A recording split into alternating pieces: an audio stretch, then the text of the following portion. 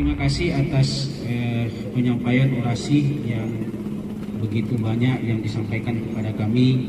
Tentunya ini menjadi sebuah pelajaran berharga dan kemudian untuk bisa ditindaklanjuti kepada kami apa yang telah dikeluarkan di dalam somasi itu, dan saya perintahkan kepada Pak Sekwan supaya jangan sampai terjadi keraguan, supaya jangan terjadi kekeliruan dan juga ketidakmurkaan secara administrasi. Mohon disiapkan dokumen penerimaan suratnya untuk disampaikan kepada Gempar. Kemudian terkait dengan pabrik kelapa, ada 2 tempat, satu di Alus-Alus dan satu lagi ada di Kota Batu atau Babang. Insya Allah secepatnya kita akan bentuk pansus, Pak Sekwan, baik yang ada di Alus-Alus maupun yang ada di Kota Batu. Karena memang kemarin saya sudah sampaikan ke teman-teman media ketika waktu berkunjung ke ruangan saya sampaikan bahwa DPR hari ini belum membuat RKT dan AKD. Kemarin yang kami paripurnakan di atas itu baru RKT, rencana kerja tahunan. Ya, sementara AKD, alat kelengkapan dewan, itu belum dilakukan.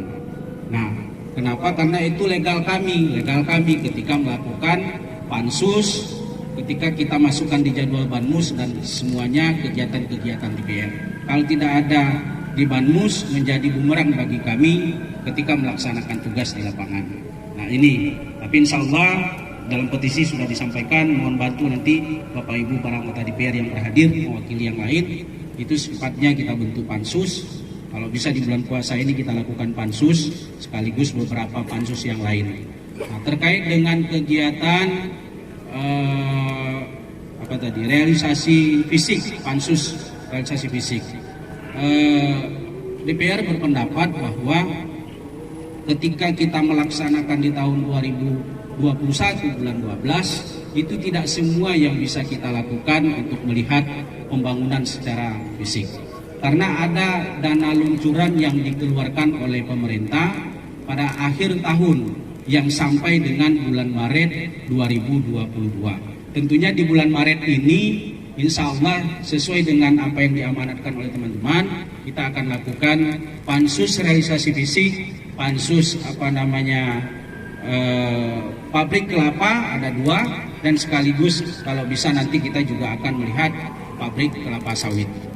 Nah, jadi ini mohon pertimbangan kawan-kawan.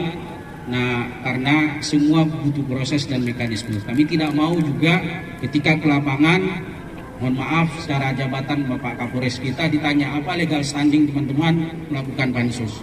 Tentunya ada dokumen resmi yang dikeluarkan DPR ketika kita melakukan ke lapangan. Nah, Bapak Ibu yang saya hormati, terkait video amoral ada 2 tadi. Saya paham surat yang saya tanda tangani dengan surat yang dikeluarkan oleh MA. Saya dapat pastikan surat itu saya yang menandatangani. Kenapa? Situasi saya itu waktu itu lagi reses di Kecamatan Alapan. Tapi untuk Bapak Ibu ketahui ada 2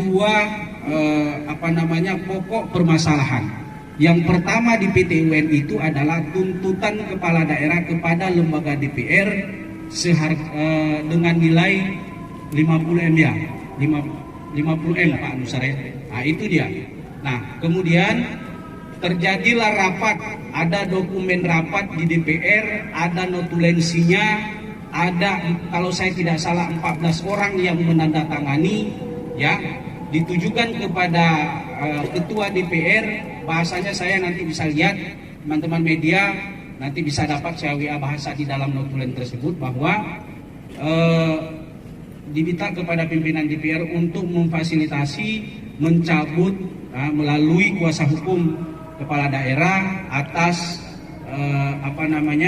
laporan kepala daerah di PT UN Banda Aceh.